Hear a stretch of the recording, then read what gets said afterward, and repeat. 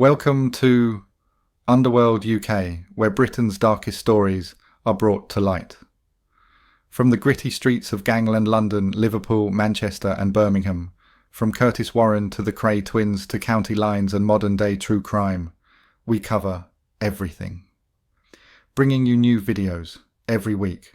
Subscribe so that you'll be notified when the next video is put out. Most people believe stories like The Hunger Games or Hostel exist because they are shocking fantasies. They show rich people treating human lives like toys, hunting or torturing others simply because they can afford to. We watch these films believing they're exaggerated warnings about greed, power and cruelty. Fiction, designed to scare us, not something that could really happen. But the most unsettling question is this.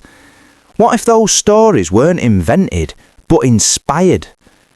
In the 1990s, while much of the world was distracted or looking away, Europe experienced a war so brutal that it shattered any illusion of safety or civilization. In the middle of it all was Sarajevo, a city surrounded, starved and terrorised for years.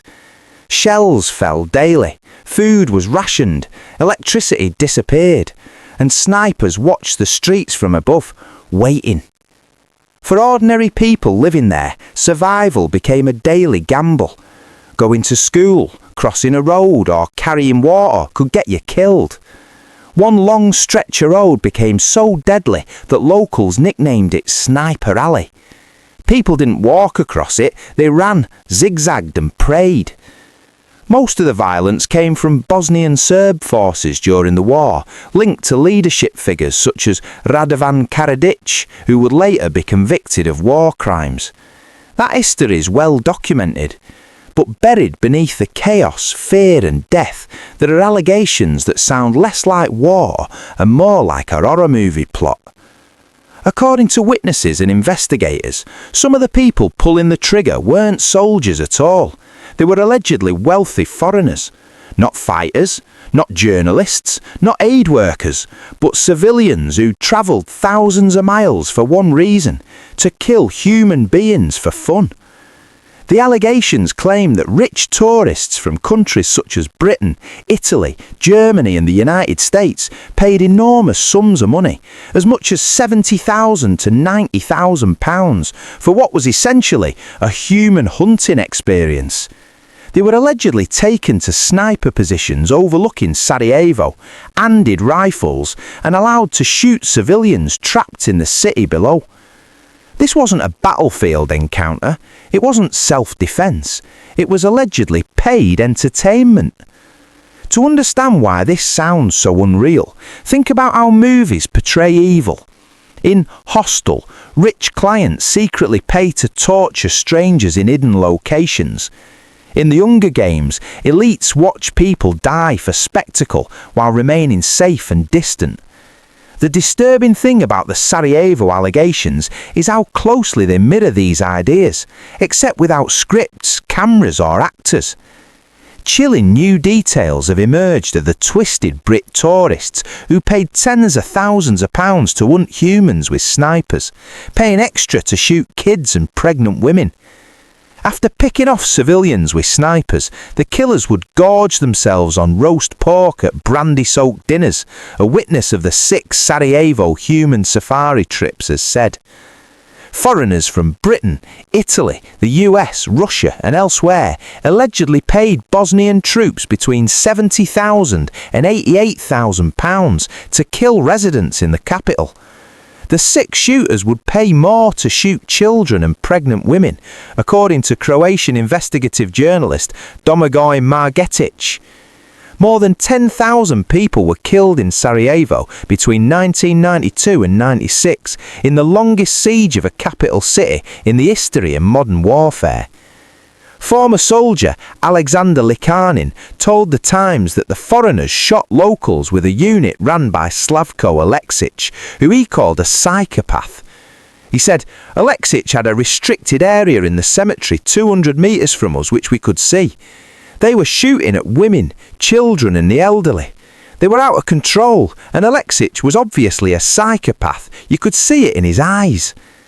Likanin claimed that Commander Alexic drove a jeep with a human skull mounted on the bonnet and told of how the foreigners had targets chosen for them. He said they wore expensive leather jackets, and I was told they were Italians, Germans and British.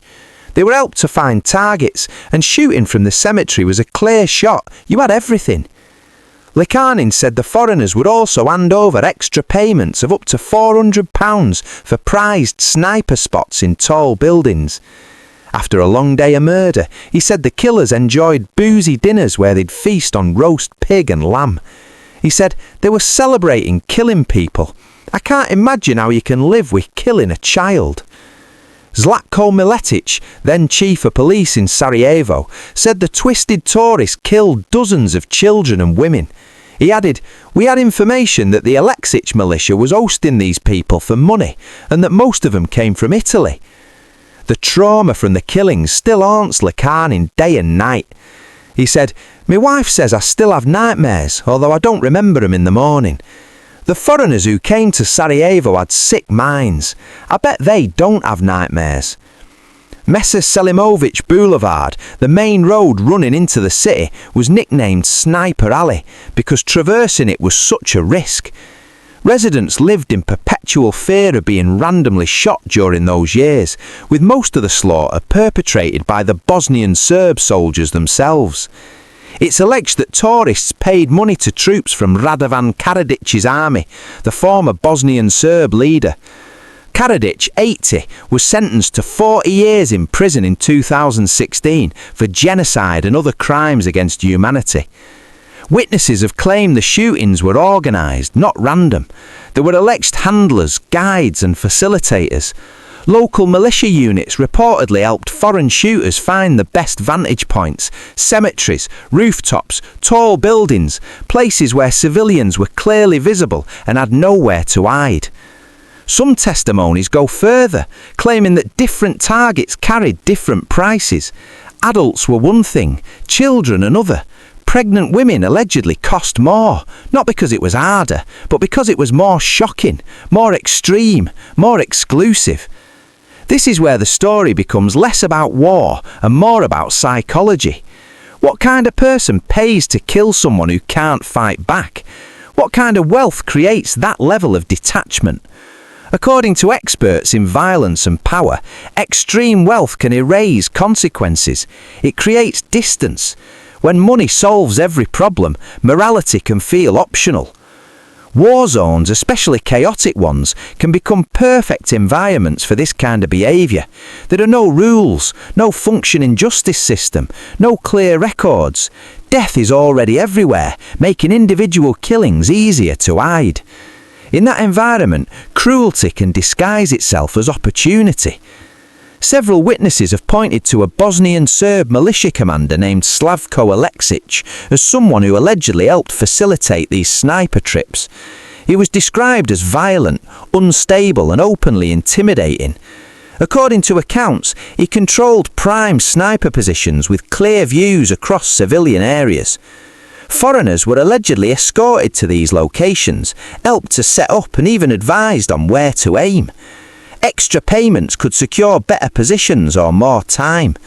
Some witnesses recalled how relaxed these foreigners appeared, well-dressed, calm, almost bored, as if this was just another luxury experience on a long list. And when the shooting stopped, the night turned into celebration. Witnesses described heavy drinking, large meals and parties where the day's killings were talked about casually. There was no silence, no shame, no reflection. The victims weren't people, they were stories, numbers or trophies. The contrast between those parties and the suffering below could not have been more extreme. One former soldier said he could never understand how someone could kill a child and then sit down to eat and drink as if nothing had happened. Meanwhile, survivors of the siege were left with trauma that followed them for decades, nightmares, guilt and memories that never faded. Local authorities were not completely unaware. Zlatko Miletic, who served as Sarajevo's police chief, later said there was information suggesting foreign civilians were being brought in and hosted by militia units for money. According to him, dozens of women and children may have been killed by these alleged sniper tourists. But during the siege, Sarajevo was barely surviving. Bombs fell daily, hospitals were overwhelmed, investigating individual crimes was almost impossible.